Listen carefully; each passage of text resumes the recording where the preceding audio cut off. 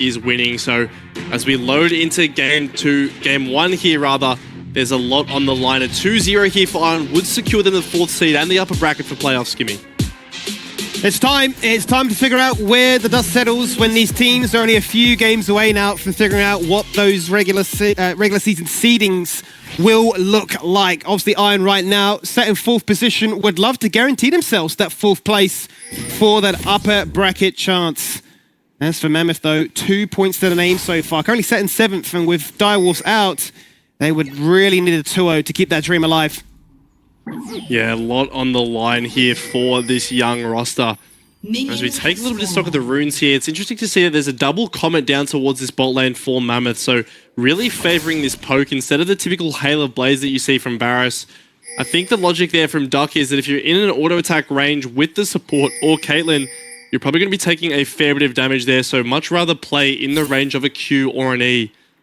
And meanwhile, Doraemon up towards that top side hasn't actually opted for the Ignite here, so quite hard to actually find a solo kill into Aatrox without the Ignite, more saying that he wants to value the safety that a flash provides, trying to get through that laning phase and then really unleash once he's got that one item. I'm excited though, because no doubt we're going to be keeping a keen eye on what that top lane matchup could look like, but also for the mid lane too. Because as you'd imagine, for the early few stages, especially before level 6 comes online, Dajong should just be able to do this, right? Auto attack, weave in there with the command attack and really keep Jovi at arm's length. And it's brutal, right? It's a Conqueror Akali. It doesn't have the fleet footwork sustain coming through. Sure, you have the Doran Shield, but still, Dajong will be absolutely fine here in this early game, getting that priority. And you can already see with the wards that Mammoth have placed level 1, they will know where Foreigner is. They will have an indication that he's heading towards bot side. As we check in down to this lane, we can see that the level 1 priority did go in favor of Ion here. They're going to be able to shove these 2 waves in. And with the double Doran's Blade here, there's a lot of combat power for this Caitlyn and Ashe. Certainly is. It's a common theme that we've come to expect now, right? Where you don't get the support item in your first shop, you get as much combat power as possible. And then on that first base, the Ashe then picks up the support item. It's just so annoying. Despite the changes where it was a case of double support items, we've now gone to none until you've actually won that lane. As for Foreigner though, he's gone for a sneaky little ward on the enemy red, and now he's looking to try and shadow Goodo. So it's an interesting situation here because Foreigner does have the priority from his bot lane, but his mid lane is completely shoved in here. He will be able to sneak in though with that ward, giving him the vision to know Goodo's headed towards the Krog, so he might be able to steal this and get out, Skimmy.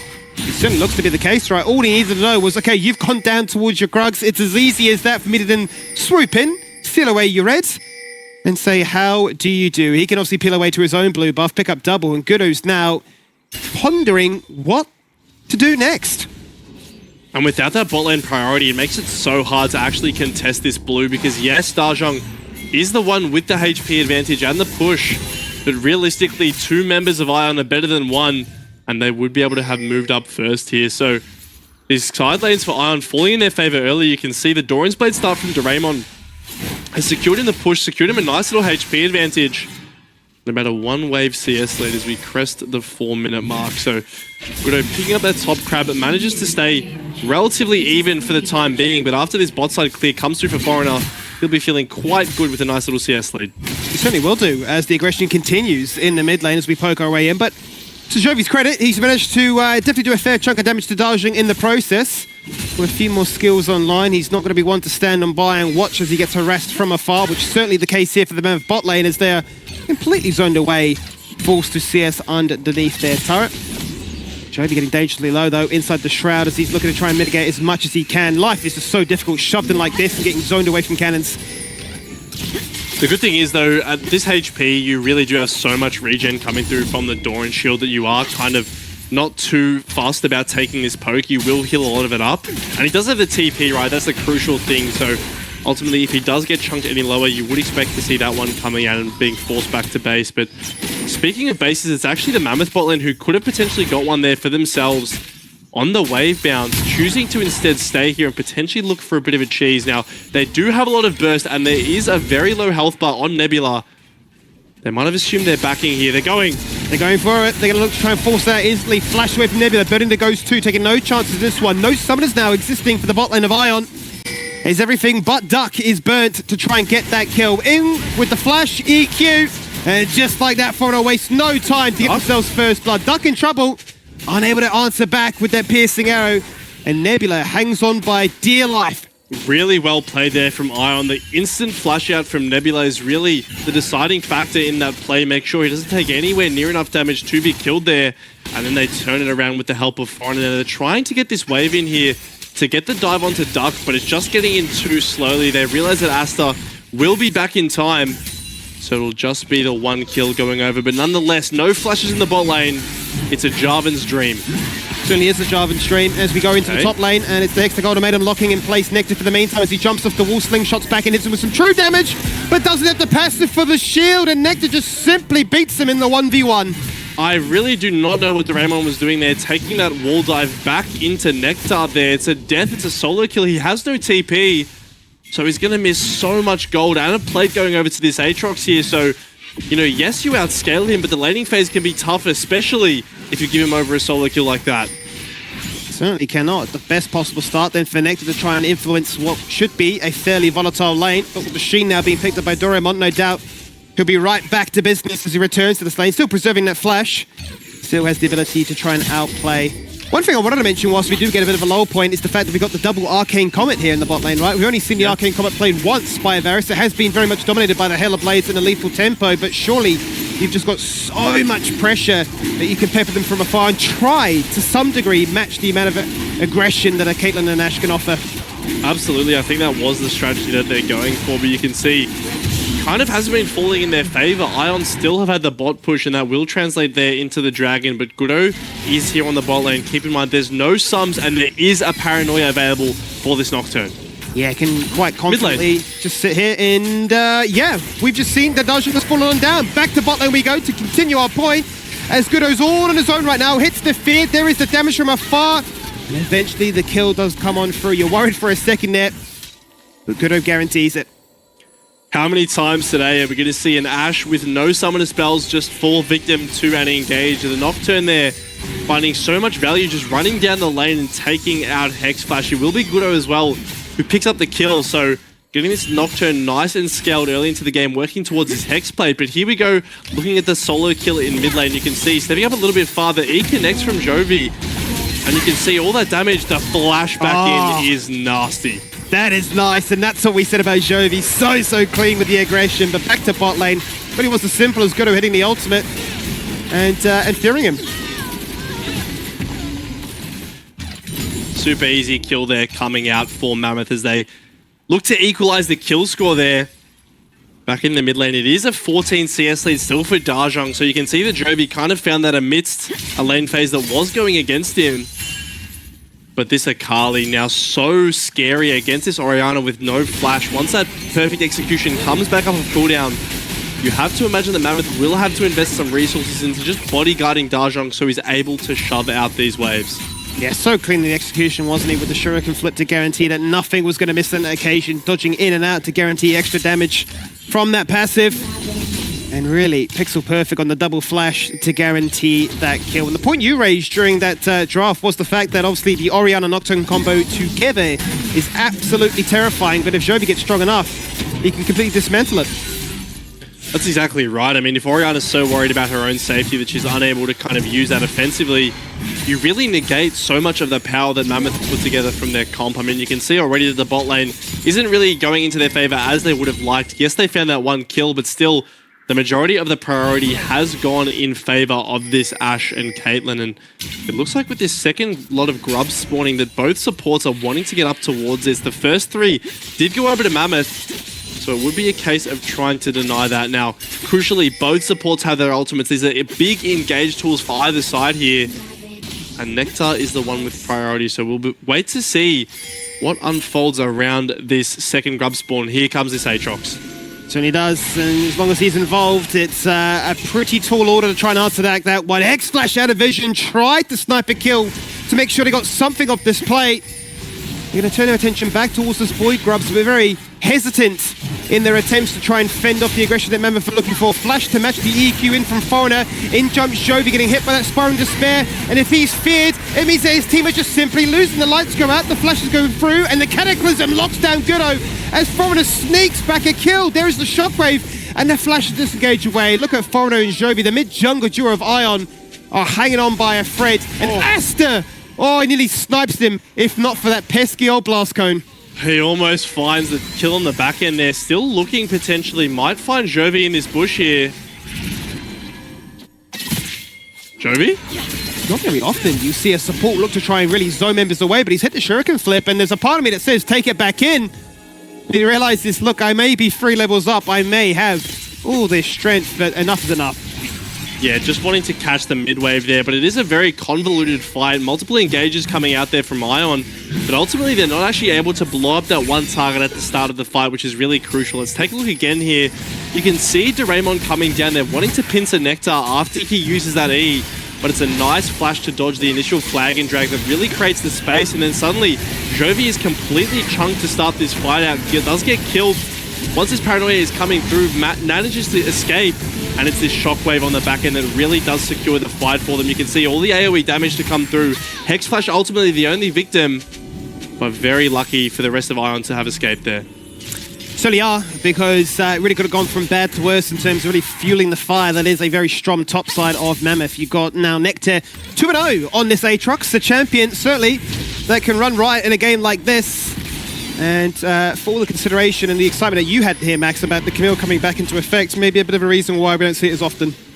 Yeah, well, plain and simple, it just is a lot harder to execute, especially around these early fights, right? You can see an Aatrox with the Brutalizer, now Profane Hydra completed. It's just going to be so much more useful in these 3v3, 4v4 skirmishes like we're seeing, and that is kind of why Camille has struggled to find its place in the meta.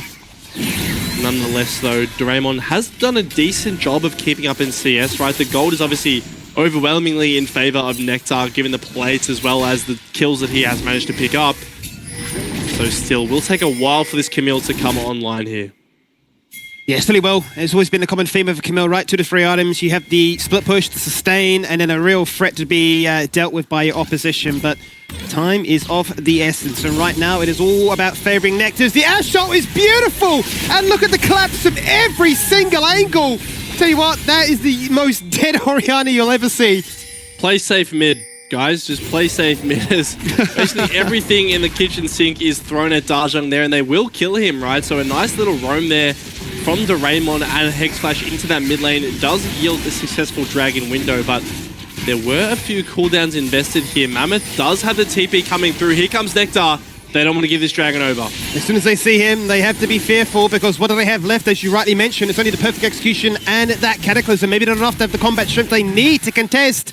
And Nectar says, I'll bully away on my own. I'll guarantee that our team answers back with a dragon as well. Deny the potential, as Duck is also in a very tricky situation. Asta forced to flash away to safety, and he will be safe for the meantime.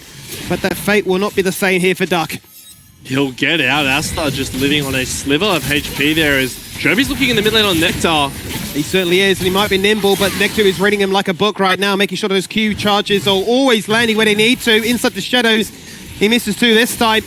It does mean he can disengage away to safety. That does force Scudo to protect this bot lane and take a massive chunk in the process. Honestly, Mammoth have been doing a good job kind of holistically defending their turrets. You could see earlier in the play, Dajang TPing up the top lane to catch the wave that Doraemon was crashing. That means that Nectar would be able to answer that mid lane. And yeah, this Aatrox is pretty squishy with just the Profane Hydra, but his actual effective health is so high, especially when he's in that World Ender. He just has so much lifesteal coming through that Jovi's not able to find the solo kill. Yeah, very, very difficult then for him to be as aggressive as he has been into Dajang this game. But it hasn't stopped him from finding those moments of strike, and certainly calling on the aid of his teammates to find a good rotate to guarantee that kill. 4-0 though is the Jarvan. This may be the best starter Jarvan will find in recent memory. A Sundered Sky online as well. And certainly, if that flag and drag connects, you are just gone. Well, there's so much value for Jarvan in this game. I mean, look at the Orianna and Varus, even the Hui as well, right? Any of these champions trapped in a Cataclysm, with how much damage Ion have, you will assume that they just are going to fall down. So you can see all 5 members of either team grouped up here towards this top lane. No one is actually attending to these waves in the bottom. Instead of valuing this Herald, as here goes the Paranoia. Here we go, the Shockwave once again a little bit too late, because the flash disengaged away from the Caitlyn completely ruins the combo. Jovi jumps in, look at him go, looking for the perfect execution. The members they target end up being Hui, but Foreigner going in for that kill, making it kill number 5. He literally has 90% of their kills right now, Max. It is the Foreigner show. as finally Nectar answers back and says, you want to be a carry? I can be a carry as well. He's still hunting for more as those Titans collide. But if the flag misses, there's no follow-up after.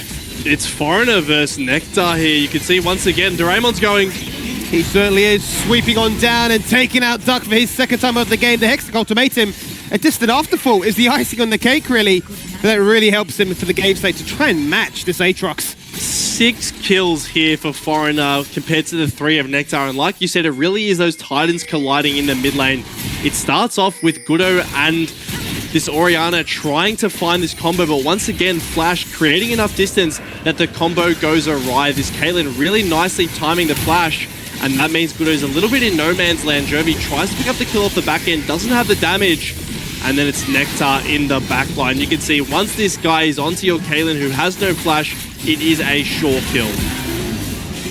Certainly was, and it makes things a little bit interesting now for Mammoth as to, okay, who really is the stronger team at this current point. We're fast approaching the 17-minute mark, and Mammoth, for all the good work they have of picking up 6 Void Grubs, haven't had too much time to really hit those towers.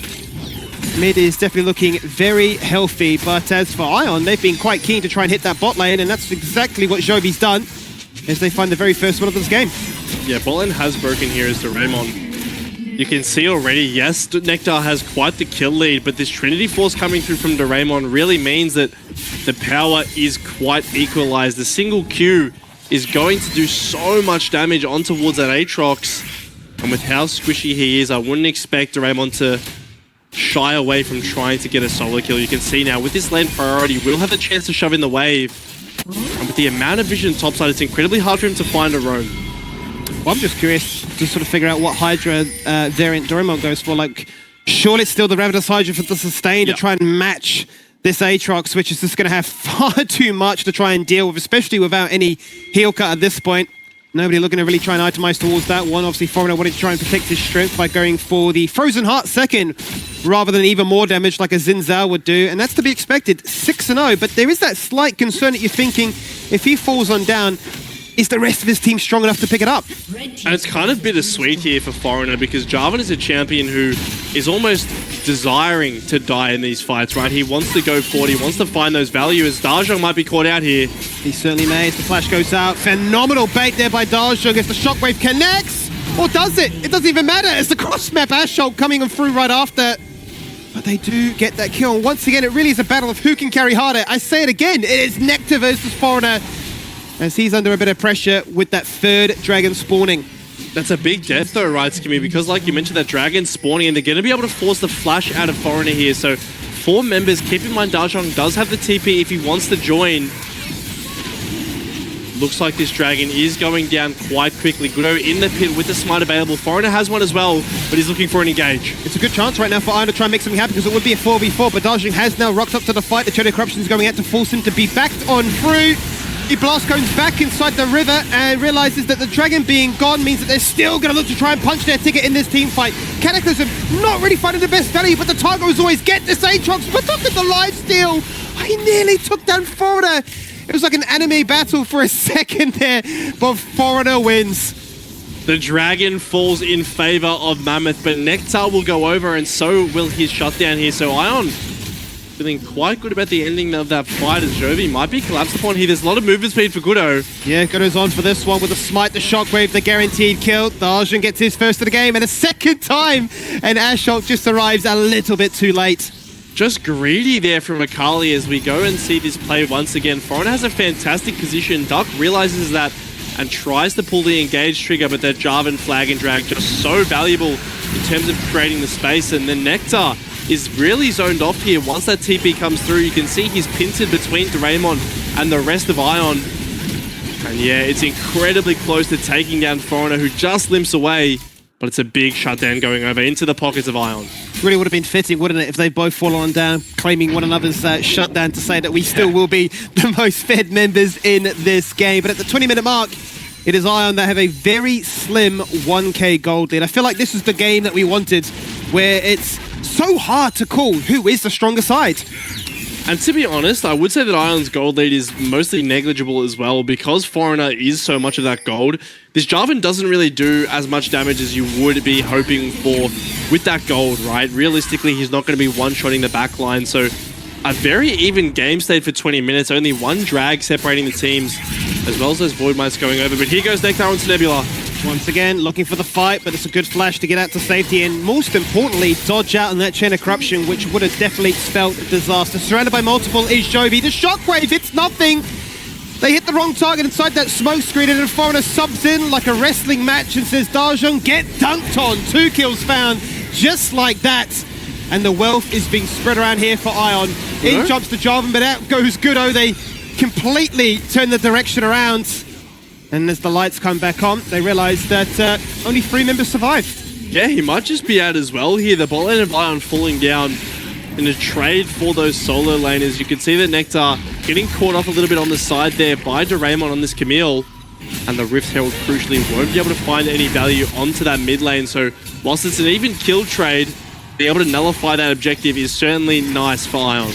It certainly is. Let's run it back with a replay of what exactly went down, because once again, Nectar starting things off with looking to try and punish Nebula, which they do so successfully. Yeah, the initial play forces the flash out of Nebula, but you can see Jovi once again just being a menace to the rest of Mammoth, creating so much space and buying so much time that Doraemon's actually able to collapse up here towards Nectar. Manages to trade 1-for-1, but ultimately that Camille will prove too strong. And off the back end of this, Gudo knows he's dead if he just keeps running, instead turns the play around and finds a kill into Hex Flash and just sprints out at Mach 10. It's just comical, really, when you break it down to see that he's going in for the flag and drag. He's like, nope, I'm actually going to go kill your backline instead. And they both just walk away. It really is the Benny Hill music going on overdrive. But either way, as we mentioned before, 20 minutes into this one, and we've certainly had a lot of these fights revolving around those major objectives. Another Dragon not too far away, under 90 seconds now, but the Baron being there is always going to be that taunting point. And we've certainly seen it in the past, maybe not so much this season, but definitely in seasons gone by where one team goes to the Baron, the other goes to Dragon. Yeah, trade definitely something that either team would be willing to take. I think neither of them have the fastest objective clears, especially with the lethality barrage that's coming through here for Duck. So certainly not a one-shot like you would be seeing with something like an Azir, but they're looking to move members towards this mid lane tower. The Ash Arrow does land, but it's the Edge of Night that blocks it from Varus. Yeah, the one target you really don't want it to hit, but Duck, good awareness, where you've almost got to retrain your mind to say, I can actually afford to soak this one, whereas usually you're flashing for safety. But soaks it up for the team, and invalidates that major cooldown. But they stand resilient in this mid lane. They really want to get this tower. I want to get a bit of uptime to try and utilize these Void Grubs as Nectar gets aggressive in the bot lane, dashing out of that flag and drag as the TP comes in to make it a 1v3. Gudo, Asta, and the rest of the boys are here to back him up. But as you mentioned, with so much life leech, it takes an absolute world of time to take him on down. The Cataclysm Hextech Ultimatum, that will do it. But Foreigner becoming godlike, but it instantly falling on down. Shutdown fan for Duck for his second of the game. The vision revealing Jovi as Darjing meets his match and gets a shutdown as well. And all this gold bouncing in all the right places. Yeah, Mammoth, they're coming out on top of that fight. They have the upper hand in terms of position, able to get down towards that skirmish first, but here goes another ult. Ash ult is on, Ace and Hole confirms it as well, and Asta cops a fair bit of damage in the process there. Nobody falls down, but I say it! And the fadeaway at the end there. Beautiful stuff by Nebula. Yeah, really nice snipe there off the back end to find that pick onto Asta. But like you mentioned, Foreigner falling down is a huge gold swing. Now, 900 the lead as we take a look once again. So Jovi finding this pick initially onto Nectar, who he doesn't win 1v1, but he's brought a friend. He's brought Foreigner down here as well, and so will the TP come out. But Gudo waits till Jovi shows on vision and then pulls the trigger with that paranoia. And yes, you know, there are those initial kills coming through, but there's just so much AoE damage because Mammoth's bot lane has arrived first and they're able to pick off these stragglers here. They certainly could. It's been a difficult one here for the Akari to try and really excel. It's always been a state of somebody will play the blood tax of me going in to make this fight or winning one on our terms. Difficult though for Mammoth to try and retake this dragon, as they've got zero vision and are showing no signs of interest as either looking to try and go for the wraparound and go for the fake attempt for that dragon to instead actually gank onto Nectar. Once again, it's deja vu. His life leeching beginning denied as they flash out of it. He tries to flash to buffer the flag. It's overkill. but surrounded by so many members, it's just too much to deal with. I mean, that Aatrox healing is even through a 40% heal card. You can see just how far Nectar is ahead, but ultimately will fall down once again as the Paranoia's been popped, and it's going to take out Nebula. It certainly has taken out Nebula. He's going to die and fall on down, which opens up the floodgates for trying to do a bit of damage into this mid-tier 1. This Dragon feels like it's been going on for such a long time. But eventually, that comes to an end as well. And still, 26 minutes in, it just feels like there's nothing separating these two. It's so even, right? The second one pick is traded. Nectar goes down. It's traded for Nebula dying on the mid-wave now. Crucially, there hasn't been a break into that turret yet. Still holding on is Ion to that mid-tier 1. But really, both teams having so much pick potential, so much damage, and so much burst that a single misstep can really cost you your life. Now, the Dragons will be equalized, and as we go further into this game, the side lanes are really where the threat starts to mount for Ion, right? They have this Akali, they have this Camille, both champions capable of not only killing turrets very quickly, but also of finding solo kills in these long lanes. So how do Mammoth answer? How do they use this Nocturne to find those engages before they can crumble to this side lane threat? Which is an interesting talking point, right? Because we've literally seen Iron utilize it twice now to really target down Nectar and make sure that in the same part of the map, be it bot lane, that he's unable to play the game. They're committing multiple TPs to guarantee it. They're overwhelming with numbers to make sure that he can't really clutch it out and be that true demon. And I feel like, especially once Doraemon's got that Ravenous complete, at that point, it really does become that dance of who can play the macro better. Yeah, Camille's so mobile, so able to shove these waves out and just be a nuisance to your backline. Like, yes, this Varus has an Edge of Night and can block an Ashe Arrow, but can you really block an Akali and a Camille diving on you? Not to mention a Jarvan ult, that anytime you have Flash will just be your death signal. So you can already see the respect being shown. Both junglers hovering over towards this mid lane. Widow down the bot side, Paranoia able to affect either mid or bot lane. But this Edge of Night has gone so much value for Duck, right? It just means Hex Flash is so hesitant to throw out that ultimate. Whereas in a normal game, this Ashe would just be setting them down mid on repeat. Basically, yeah. And you can see he's always out of vision, waiting for somebody to step up and say, that's our turn to pull the trigger and get aggressive again before they can set up with this Orianna. And that Nocturne, the Ashe ult goes wide, not finding what they need. Asta the target right now, but Doraemon cannot connect with the hook shot. So says, you know what, I'll just commit the full kit instead. In comes the TP, and Nectar instantly regrets it because he gets a stunned. That's a head scratcher, but this is paradise now for the Akalis. He jumps in and finds two. Nebula on the back end gets another, and Duck, before he falls on down, can take one to the grave with him. But it is an absolute calamity here as Iron just run riot and take down everybody. There we go. They finally find the fight, engage after engage, and they turn on the TP from Nectar to pick up those clean 4 kills, and they will head towards this Baron. There's an abundance of damage with 280 carries and a Camille. This might have been the fight that breaks open the game. And it seems to be that way right now. This Baron's going to fall down very, very quickly. It's going to be zero response from Mammoth. They break the shield, and then they go for the Ashe ult. Yeah, they break the shield. The Ashe Arrow does go a bit wide here, but Asta is mispositioned in the meantime. You can see it flashing away from Camille. Gonna do no good once that Hextech ultimatum comes through. And that, plain and simple, is a horrible TP. Straight onto a Caitlyn trap, just gets one shot before he's able to do anything. So before the fight's even started, you've lost so much of your damage. And then Foreigner, once again, showing the value that a Jarvan has against these immobile carries. Yeah, it's been so difficult for them to actually do much more than just hit a cooldown before they fall on down.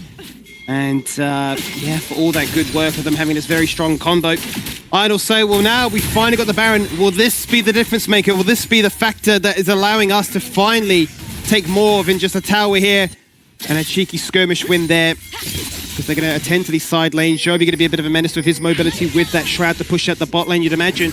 Despite Doraemon grouping up the team right now, he does have the TP, so surely he can just play to the top side too and really put the pinch on. Yeah, I think that the thinking here from Ion is that they don't want to go into a 1-3-1 because they're scared of the potential engage coming through, right? They want to have that Camille groups, but here goes the engage anyway. They should make it happen as Gudo jumps in, instantly gets punished! Hextech ultimatum into Jarvan ultimate and basically saying, you've got that combo, but it's never going to work. Make it free! As Doraemon's weak laning phase completely comes into effect here. And he says, I get a triple kill. It doesn't matter. Late game Camille, baby. Oh, that's what it's all about. Jumping all over the show. as they get the perfect ace. That's why you bring the Camille onto the mid lane. The second the engage comes through, it's all Ion. They turn it around perfectly. They've got the Baron. They've got all this damage. They're going to break the turrets and break the Nexus for game 1. There it is. That's the Baron call that we were expecting for them to say this will be the difference maker. And just like that, at 30 minutes, Ion win.